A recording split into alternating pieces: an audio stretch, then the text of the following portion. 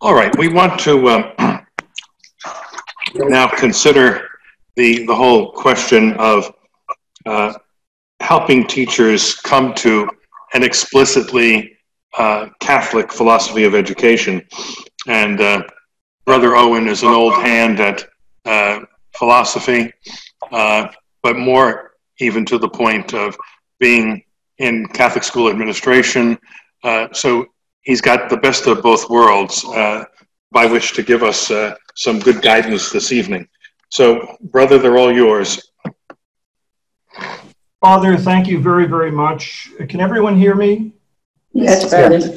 Thank you very much, and it's really an honor to be with you and to be a Catholic educator sharing our common faith and our love of the Church and its schools is, to me, one of the highest honors that I can imagine. So please know how what an honor it is for me to be able to speak to you tonight.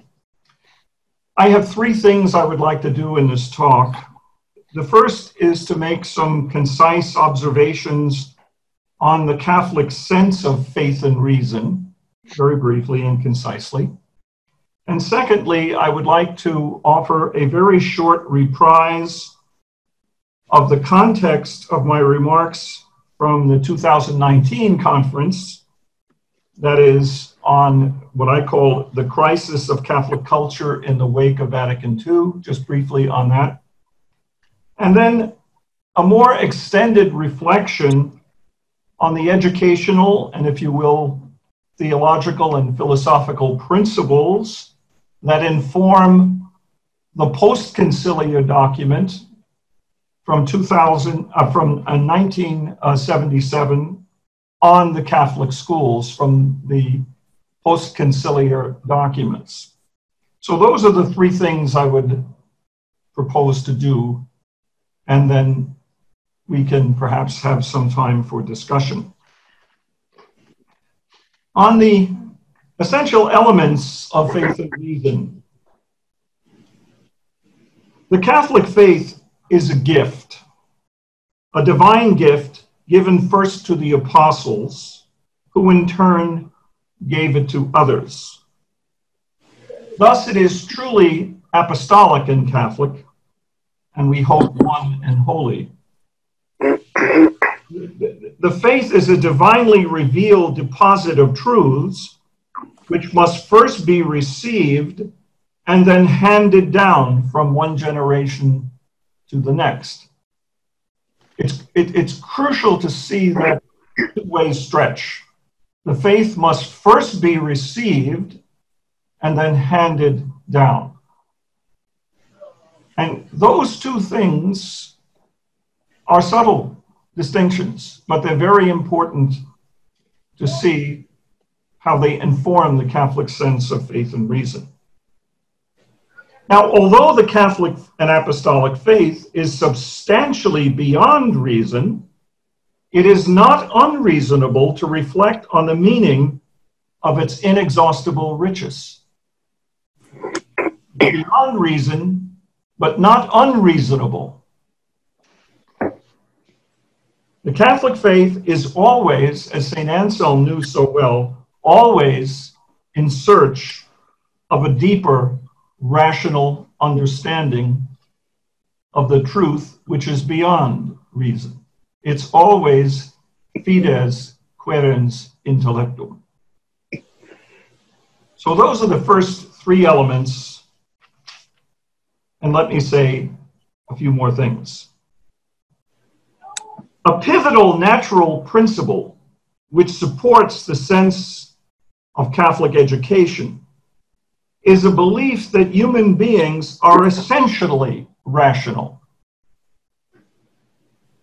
That is to say, that human beings are endowed with precious elements of intellect, imagination, and will as constituent factors in their nature. The Catholic faith, the gift given to the apostles and handed down to us, is always the same, and its substantial identity is certified by the common creed which we stand to proclaim publicly each Sunday at Mass. However, the capacity to receive that blessed deposit of faith, the individual aptitude or capacity to comprehend and respond to the faith can differ significantly from one person to another, depending upon the extent of their development of their own intrinsic rationality. Developing the rational capacity to properly receive the gift of divinely revealed faith and enhancing as far as possible each person's ability to appreciate the fact that the substance of faith is always greater than the magnitude of our intellect and imagination. This is the real work of the Catholic school. In short, a long process of tuning the instrument to receive the score of the notes. For example, in Queens, New York, where I live, the factory where the Steinway pianos are made is there, and they often have wonderful tours of the Steinway factory. To see a Steinway D piano made, realize that this consummate instrument microphone's on. beauty is astounding. But even a great work of music like Mozart's sonatas would sound harsh and terrible if they were played on an untuned piano. And for me, that image of Mozart's music being played properly on a tuned piano, a Steinway D, is in some sense what the Catholic sense of faith and reason is really all about. How do we tune the instrument so that the faith may be received and produce a beautiful sound? It can be said that a properly tuned Catholic reason involves two distinct but complementary concerns. A well-tuned reason must know what is worthy of pursuit and what must be avoided. A well-tuned reason must seek to discover what stands up and what collapses over time, what is worthy of our best efforts, and what demands resolute resistance from a rational agent. And today I would suggest that resistance, terrible, irrational thinking, is of far greater importance than any time in my life. At their best, the Catholic understanding, at its best, the Catholic understanding of education ought to prepare students to be disposers, judges, and rulers of the information that they must deal with, but never its slaves. Above all, a Catholic education must prepare the students not only to know, to make, and to act, but precisely to become more intensely rational by being the examiners and the appraisers of the dominant opinions of their time, and not the victims or the bootleggers of those opinions.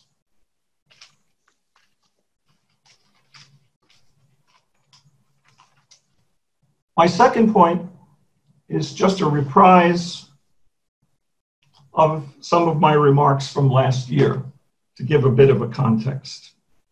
In the summer of 2019, in the conference at Seton Hall, I spoke about the crisis within Catholic culture in the wake of Vatican II.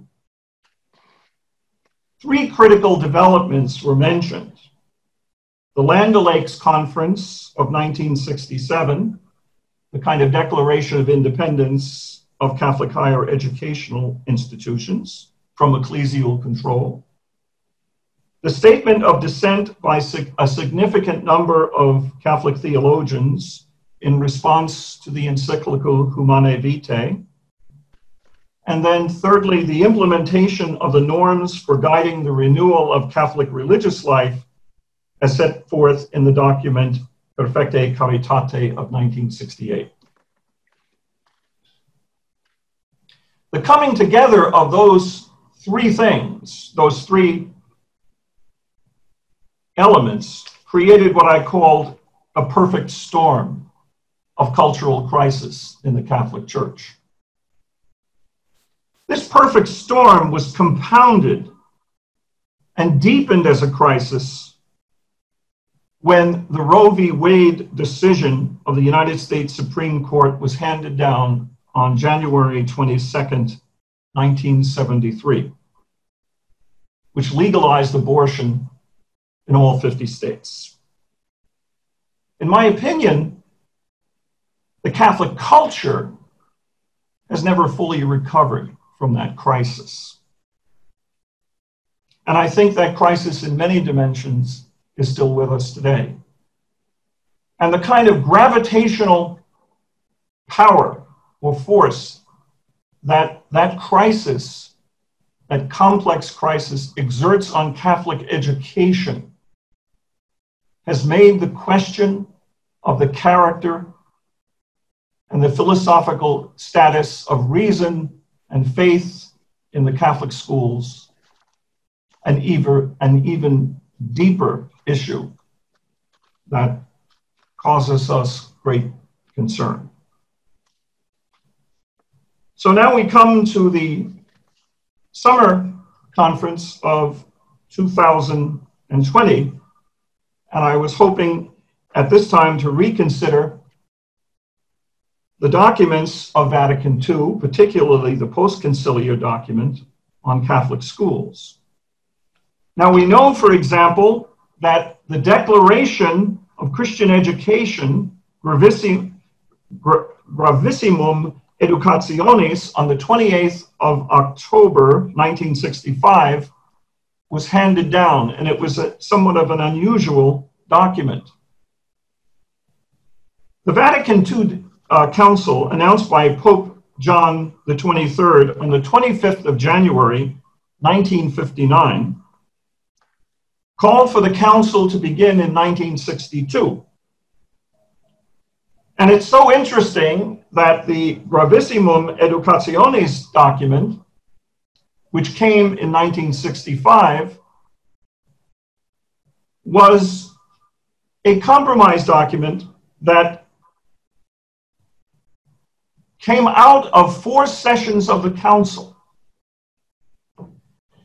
Between 1960 and 1962, in preparation for the council, a very elaborate document called On Catholic Schools was promoted and developed so that when the first session of the council met in 1962, a fully complete document on the Catholic schools was presented. But it was not accepted. It was debated through all 4 sessions of the council. What were the reasons why it was debated? It was debated because of a tension that was introduced by many of the bishops that the Catholic schools did not take into account countries where Catholic education through their own schools was not available, and that the many and large number of dioceses where you had many Catholic students attending the public schools, and the educational outreach was not sufficiently broad enough to deal with those students. And so the Council Fathers debated this issue, and it went back and forth between Catholic education and Catholic schools, Catholic education and Catholic schools. And what did we end up with? We ended up with a compromise. Gravissimum Educationis has a total number of 12 articles 6 of the articles deal with Catholic education in a broad sense, and 6 of them were meant to deal with the Catholic schools. It was a kind of compromise document. Now, what it says about Catholic schools in Article 8 particularly is interesting. It's not in great detail, but it created a situation that there was a great deal of tension, and it promoted, in my opinion, a certain sense of a lack of confidence or a lack of emphasis on the institutional character of Catholic schools. Okay, what's it all leading up to? What it's leading up to is really the substance of what I'd like to talk about today, is that I believe in the post-conciliar document, the Catholic school, which was produced in 1977. That's precisely what this issue of a conflict between Catholic education and Catholic schools came to the fore. And in the post-conciliar document, the focus is almost entirely on what they will call the apostolate of the Catholic school. Now, why do I see it in the context of the crisis? The reason primarily is, if I may use perhaps a bit of a euphemism, the horse had gotten out of the barn by 1977. And the document of 1977 has a certain sense of panic to it. You get the first strong indications that the religious orders are deserting the educational apostolate. You get the first strong sense that many Catholic schools are being closed. You get the strong sense that a concern of the hierarchy is based on the cost of the Catholic school being too high and the perception that the Catholic school is for the elite only. And it seems to me that the document of 1977 was attempting to counter all of those things. And so those are the first points of my preliminary remarks. And I would like now to turn to the document itself, the Catholic Schools of 1977. Okay? This document recognizes that Educationes, Gravissimum Educationes, Vatican II document, aimed at a wider sphere of Christian education and, in a certain sense, de-emphasized the institutional aspect of the Catholic schools. The document of 1977 aims, as it says, to promote a deeper reflection on the formal or institutional character of the Catholic school apostolate. And that's a point I would like to make, that the document seems quite determined to ensure that the institutional presence of the Catholic school and the teachers and religious in the Catholic school are a part of a genuine apostolate of the Church. It's not a kind of ancillary relationship. This deeper reflection is explicitly focused on the educational value and the genuine apostolate of the institution of the schools. That is, the institution itself has a genuine apostolic dimension. That's what the document seems to be focusing on. And as I say, the problem, it seems to me, is by 1977, and from my own experience, having lived through that entire time, you get a sense of panic that the horse is already out of the barn. And because the concern here is with the apostolate of the Catholic schools, it is not surprising or accidental that the document is addressed primarily to the episcopal conferences, quote unquote, in each country. And I think that's a point that is sometimes missed. The document is addressed to the bishops, the conferences in each country. I think that the document is placing the emphasis in exactly the right place. And I think my hope is this will lead to my final remarks about the priestly presence in the schools, the connection between the episcopal and the presbyteral. The church recognizes that the Catholic schools, in the document it says this, that the Catholic schools are the privileged means of promoting the formation of the whole person, morally, intellectually, psychologically, culturally, and spiritually. The school is privileged to promote the whole person. That's a different sense than catechetical instruction. The whole person, the institution, the whole person. Further, this distinctive formation of the whole person is said to be the indispensable precondition for the authentic reception of the divine gifts of truth and grace that come handed down to us from the apostles. This is the school is the indispensable precondition for the formation of the whole person in their ability to accept the divine and apostolic faith. The document also stresses the need for the Catholic schools in this progressively secularized world, because the schools will enable the students to be capable of resisting the debilitating influences of the pervasive relativism, which manifests itself in three distinct forms, according to the document: materialism, pragmatism, and technocracy. Now, if that isn't a kind of prophetic statement, I don't know one. If you've ever been in a school and you deal with children with their cell phones and so on, it's technocracy is there.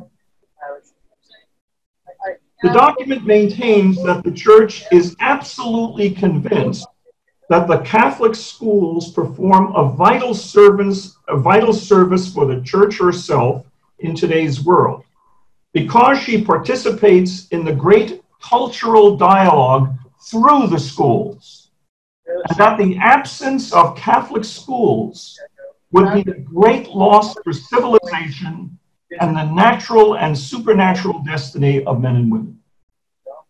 A great loss for civilization.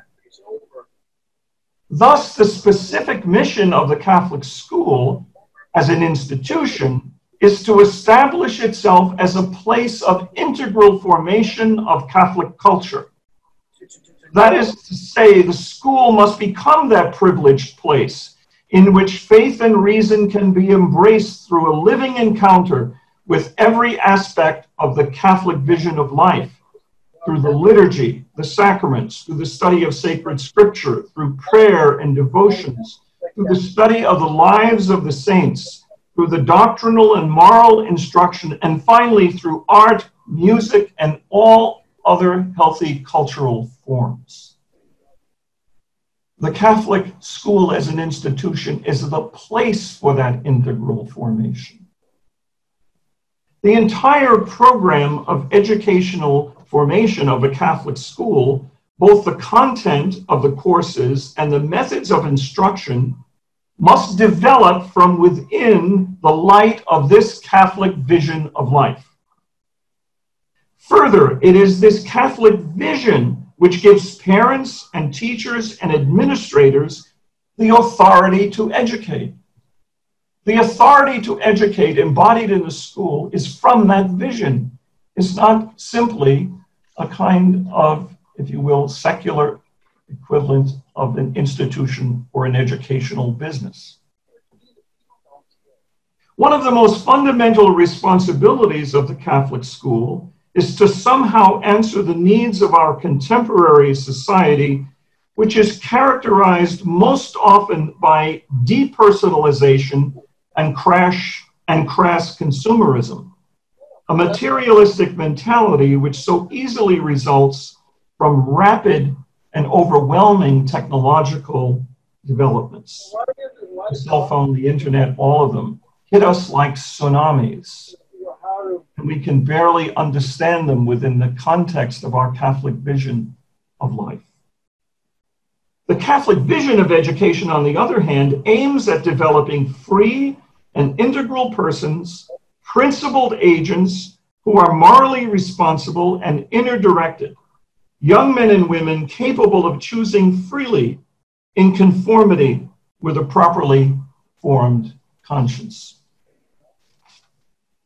The Catholic school is best understood not only as a place where choices of intellectual commodities are exchanged, but a community where the Catholic vision of life is actually lived and practiced.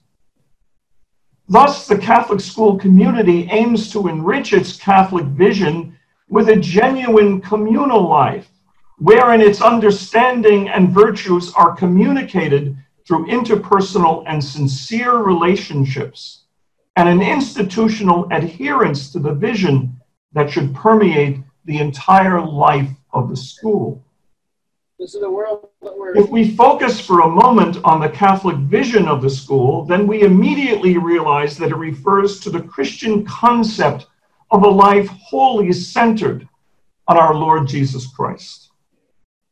In short, Christ is the foundation of the whole enterprise of the Catholic school. As such, the school must be committed to the formation of the whole person, since in Christ, the perfect human life is realized, and all human qualities and virtues find their fulfillment and unity in and with Christ. The aim or the end of the Catholic school, therefore, is the critical enrichment of human culture and the total formation of the individual, always guided by the Catholic vision of the fullness and completeness of life in Christ. It intends to form the members of the community with those natural and supernatural virtues which will enable them to accomplish two things: to live a new life in Christ and to play their social and communal part in the building of the kingdom of God on earth. Because the mission of the Catholic school as an institution is broad, integral, but thoroughly personal, the role of the teacher takes on a very deep and distinctive significance.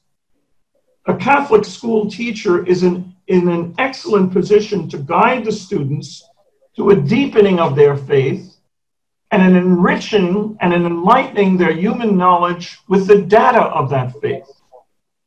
As the document says, the teacher can form the mind and the heart of the pupils and guide them to develop a total commitment to Christ, with their whole personality enriched by the treasures of human culture. Within the animating vision of a Catholic school, human knowledge is always treated as a treasury of truth to be discovered in wonder and joy. Thus, education is conceived as a journey of disclosure, a mutual enterprise of spiritual and intellectual archaeology, so to speak, undertaken by teachers and students alike, each searching for the truth of Christ. The success of this enterprise does not primarily depend upon any particular subject matter, methodology, or technical system of instruction, but rather on the dedication of the teachers. Again, as the document states, the extent to which the Christian message is transmitted through education depends to a very great extent on the teachers. The integration of culture and faith is mediated by the other integration of faith and life in the person of the teacher. The nobility of the task to which the teachers are called demands that in imitation of Christ, the only teacher, they reveal the Christian message not only by word, but also by every facet of their behavior. This is what makes the difference between a school where education is permeated by the Christian vision and spirit and one in which religion is only regarded as an ancillary academic subject like any other. Indeed, instruction in the Catholic faith should never be consigned merely to religion classes, because the Catholic vision of life is simply not a matter of intellectual assent to a set of propositions, but the total commitment of one's whole being to the person of Christ and his body, our Holy Mother, the Church. The aim of total commitment to Christ is the living ideal which enables the Catholic school to become an authentic spiritual community. And it cannot be brought about unless the Catholic school is continually nourished and inspired by constant reference to the gospel, by frequent encounters with Christ in the sacraments, and the life of Catholic prayer and devotion. Any discussion of liturgical presence and sacramental vitality prompts this crucial question: what is the role of the Catholic priest in the ordinary daily life of a Catholic school? Well, to say it's indispensable is to say a truth that can't be said any better. It's indispensable. Oddly enough, both documents, the document of 1965 and the document of 1977, both documents are almost completely silent on this matter. There are only two explicit references to priests, either in Gravissimum Educationis, it's on number 12, page 737 of the Flannery edition, and Catholic Schools, number 90 on page 628. Just two references. What can we make of this? I hope this will become a matter of discussion when I conclude my remarks. What is the role of the priest, and why is it in some cases not stressed much more? Okay. Now, to be sure, there are many ways in which this crucial question can and should be addressed. But here and now, let me briefly propose two in the hope that they might stimulate a more extensive discussion. In the document, Catholic Schools, number 69, it says that a serious matter in the life of the Catholic schools, a very serious matter, is the pastoral care of the teachers. The pastoral care of the teachers in the Catholic schools. Let me suggest that this ministry of pastoral care for teachers in a Catholic school ought to be the chief responsibility of Catholic priests in the diocese in which the school is located. The pastoral care of the teachers. The second, in the document number 70, it states that there ought to be strong ties or bridges between the apostolate of bishops and the school apostolate. The apostolate of the bishop, the chief teacher of the diocese, and the school apostolate. And that this connection should be realized in a spirit of mutual participation and co-responsibility. Number 70 in the Flannery edition. Let me suggest again that this ministry of liaison and connection, this bridge, is one of the most important ministries that a priest should be assigned to and exercise in a Catholic school to strengthen the bonds of relationships between the apostolate of bishops and the apostolate of the Catholic school itself. That seems to me to be an absolutely indispensable role and place for the priests in the Catholic school. Let me end my remarks there and say thank you very much, and I hope that we can continue with some discussion. Thank you. Good, thank you, brother. Charles, you want to pick up the baton? Well, quite a few things, brother. I don't know that I can add anything. It was really, really well done. I found myself thinking of two books as you were talking, the Alan Bloom's Closing of the American Mind and George Weigel's George Weigel's Evangelical Catholicism. As you, both those books kind of hit in great depth with a lot of what you are talking about. And for me, I've had various roles from teacher to principal to superintendent. And even in my own research, one of the things you talked about when you first started was the gift of faith and the awesome responsibility to pass that faith forward, or even the worry that it would be lost. And what was mobilized before the Industrial Revolution in this country, the great fear of not necessarily advancing the faith, but losing the faith to Protestantism. That this great system that we had in place now, people would say to me, well, how many students does it take to run a school? And that school needs to shut down. It doesn't have all these. And I would look in my own diocese and we would start schools with 3 children. I went in at the beginning and was sent to one school where they said, oh, Charles, the enrollment is at 50 students. We have to close the school. It's so terrible. In my research, I found that they opened the school with 50 students 50 years ago. The difference was we had this huge cadre of teachers, and they opened the school with 3 nuns, 3 sisters for 50 kids. But the point was that when I would go in to talk to them, it was, oh, but there's no hot lunch. There's no basketball team. There's no, all these crazy things would get into the mix. And we were dealing in, as you point out, the loss of reason, the loss of morality, the loss of truth, the pursuit of truth lost completely, and trying to pass down the faith. Isn't it? I would say, if you and think in my mind, I'd leave these meetings and think, my God, you know, we're in the desert right now trying to give the faith, right? And we could do so much more when we were actually a very Christian, where the Bible was in the public school. We were much more moralistic, or had a common purpose as a nation. So as you talk about all these things, I get kind of fired up to think to myself that the school at this point in our development is a absolute vital tool. More than ever. Yeah, I mean, the most effective tool that we have in our toolbox.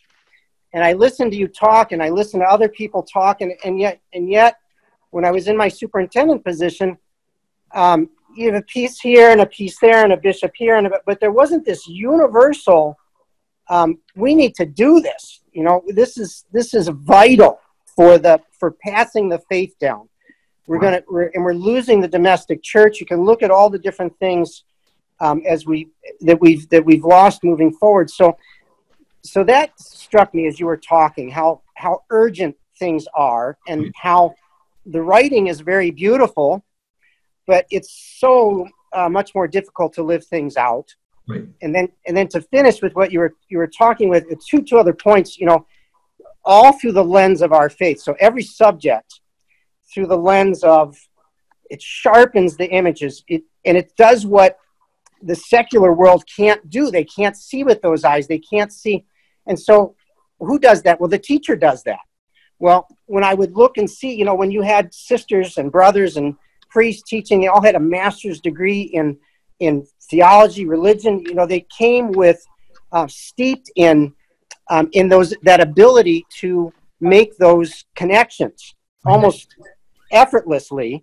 Right. And now we hire lay people, which is great, but we're moms, we're dads, we don't have. I mean, I have a music degree. I loved your music analogy, but the music things come very easy for me, making those connections. I can do it, you know, very simply. I can integrate music and our Catholicism and great Western civilization very, very quickly. I have to read and work very hard to make the connections in other subjects, because they're not at my fingertips. And so as I would go around to parishes and I would see priests that were happy to be the business manager, were very happy to go to meetings, were happy to do all of these other things, and then they would hire a religious ed director, and they would hire and I would think to myself, this is so backwards. The priest has or the sister or the brother, they have the degree, they have the knowledge. They should go teach the classes. They should go work with the teachers. Hire the business manager. Don't hire the religious ed teacher. It would drive me crazy. And then you would have you hire a teacher and you get 6 hours a day for 9 months. You hire a director of religious education or whatever, and you get, 1 hour a week with kids or whatever. And then who knows? And it's not that they're bad people. It's just when I would look at what could be done, the possibilities that were there, and you touch on all of this, and it's not just philosophy. I think it's just common sense.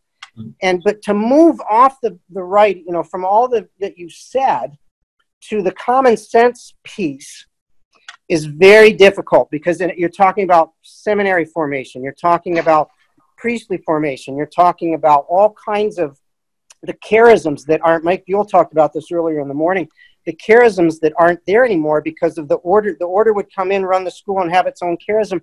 I was taught by oblates of St. Francis de Sales. Oh, sure. Class started, the school started every day with St. Francis once said, and there would be this great pithy quote that St. Francis de Sales said, we were just steeped in it as kids going through the school. So my mind was racing as I was listening to you, brothers. Very, very well done. To unpack it would take us to sit here. I could talk to you forever about many of the things that you said, but I think those were the real touch points. Through the lens of our faith, or the school doesn't work. And if the pastor is taking charge of that school, he does it through the formation of the teachers, and he makes sure that I'm making sure that I've hired that person. I've made sure I didn't hire a pagan, but this is a mom, this is a dad, this is a, whatever. That's where my responsibility comes in, to form those teachers and to pray with those teachers, to provide those sacramental opportunities that make sense. And then it starts to move into the instruction. So I've said probably a little too much, but no, thank you very much, Charles. I really, really, really enjoyed listening to you, brother. Well done. Thank you, Charles. Good. A few comments from this end of the peanut gallery. Throughout your comments, brother, I was reminded of a very astute comment of Pope Benedict. Most of his comments were astute, huh? But he referred to the current educational scene as an educational emergency. And he said it's a global educational emergency. And that says two things. First of all, at times we think that this may be a uniquely American phenomenon. I think our kids are uniquely stupid compared to other countries, but that's not the point he's making. It's that there's a loss of an understanding of what education is really all about. And that's across the board. And so it's not producing little technocrats. It's again, you repeatedly from the documents, it's the formation of the whole person. It's the education of the whole person. And so this educational emergency, because we don't know what we're aiming to do, then has very practical negative effects. Namely, that kids find it difficult to learn even the basics. A book that I always recommend, over the past couple of years, we had Mark Bauerlein with us, I guess, 2 years ago, and his famous, some would say infamous book, The Dumbest Generation. I'm always amazed when I hear senior citizens say, oh, I'm so intimidated by my grandchildren. They know so much more than I do. I say, are you kidding me? Oh, yeah, well, they know. They've got that iPhone. No, please, put the toy away, all right?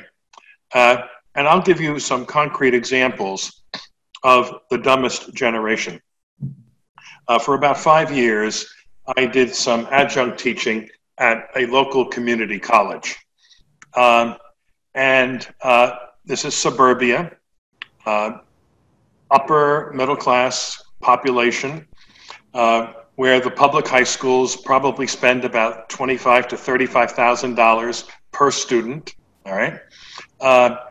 I had only about 5 kids who ever went to Catholic school who were in my classes, for obvious reasons. The Catholic high school kids generally don't go to community colleges, but I had these other kids whose parents would tell you, oh, we have the most wonderful public school system on the planet, all right? Although the kids themselves didn't say that. The parents did, right? But some concrete examples of the absolute ignorance, all right? In an educational, in a political philosophy class, I began by saying, can anyone tell me the difference between a politician and a statesman? And you get this glazed over look, right? And it's not just because they've been on drugs. They don't know what to say. I said, well, let me give you an example. There's someone who's generally acknowledged to be a great statesman. I said, I have some serious problems with what he did with Eastern Europe after World War II, but Winston Churchill. 37 kids in the class. Would anyone like to finish the sentence for me? Who is Winston? Not one of 37 kids had ever heard of Winston Churchill. All right? A year later, 2015, I began that same class by saying, this is the 800th anniversary of the Magna Carta. Mahu? Magna Carta. What? I said King John, Runnymede, English common law. Had heard of none of it. None of it whatsoever. A world religions class. When we got to talk about Christianity, I asked them if anyone could tell me who the 4 evangelists were. One kid thought, is that a new rock group? And a Latin class, one would presume a little higher level of kid would take Latin, huh? But I've learned painfully over the years, you have to start teaching Latin by teaching them English grammar because they don't know that. And so I said, well, let's start talking about the parts of speech. Who can name the parts of speech? No one in the class had ever heard the expression parts of speech. And then when I explained what they were, I could only get out of them nouns and verbs. When I mentioned conjunctions, someone thought it was a disease. This is the abysmal state of education, all right? Now, although standards have gone down in our own Catholic schools, it's nothing compared to what has gone on in the state schools. And there are all kinds of studies now being done. We were told back in the 70s and the early 80s, for example, that to be sure, the Catholic schools in the inner city did a better job than the state schools. The truth of the matter is, our schools do better in suburbia as well. And this is another point, as President Trump said, stop hiding your light under a basket, all right? We have to be able to say that. A few years ago, as you know very well, brother, in New York State, they have the state exams at particular intervals of the educational process. And the results came out for the public schools of New York City and New York State. And I contacted the superintendent of the schools for the Archdiocese of New York, and I asked, how did our kids fare? Because the public statements didn't indicate Catholic schools. And he said, oh, through the roof, better, blah, blah, blah. And I said, well, I hope that you're going to produce that data. Oh, we wouldn't want to look as though we're in an adversarial position with the public schools. I said, could you imagine if the shoe were on the other foot? That would be the first item in the New York Times. Catholic schools failing their students, all right? So once again, we've met the enemy, and it's us. Secondly, you were talking about rational acts. And in one of these state college classes in philosophy, we were talking about rational acts. And a kid said, well, you know, like having, and natural acts. And this kid said, well, you know, like sex is natural to everybody. And I said, well, it is and it isn't. I said, for an act to be natural, it means according to one's personal nature. And so that means for a human being, a natural act is a rational act. Huh? I said, well, let me give you an example. If you're sitting on your front porch and your dog and the dog next door start to copulate on the front lawn, everybody laughs because it's what dogs do.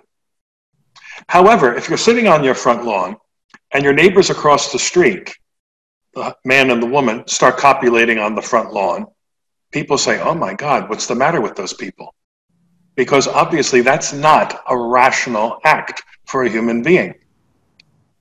I think we have to press that case much more when we're presenting, whether it's moral theology or philosophy, to make very, very clear what we're talking about in terms of what precisely we mean by rationality, okay?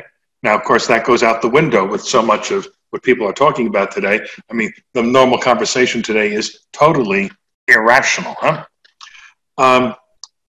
Thirdly, you very wisely referred to the Land of Lake Statement as a declaration of independence, which it was and was intended to be. But Cardinal Newman has a very interesting section in one of his university lectures about the need for the church to have a strong institutional footprint in education. And he says, without that, the whole project goes asunder. And he gave a fascinating example. He said, when the church was in charge of the Inquisition, it was a very rational process. I mean, in fact, things like due process of law.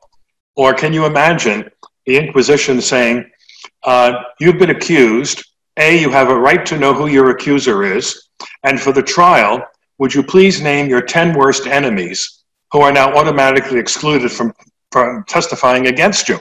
Right? This was a very, very carefully done process. And Newman says, but once the church allowed the state to get involved in the Inquisition, which then became the Spanish Inquisition, he said, that's where everything went out of control.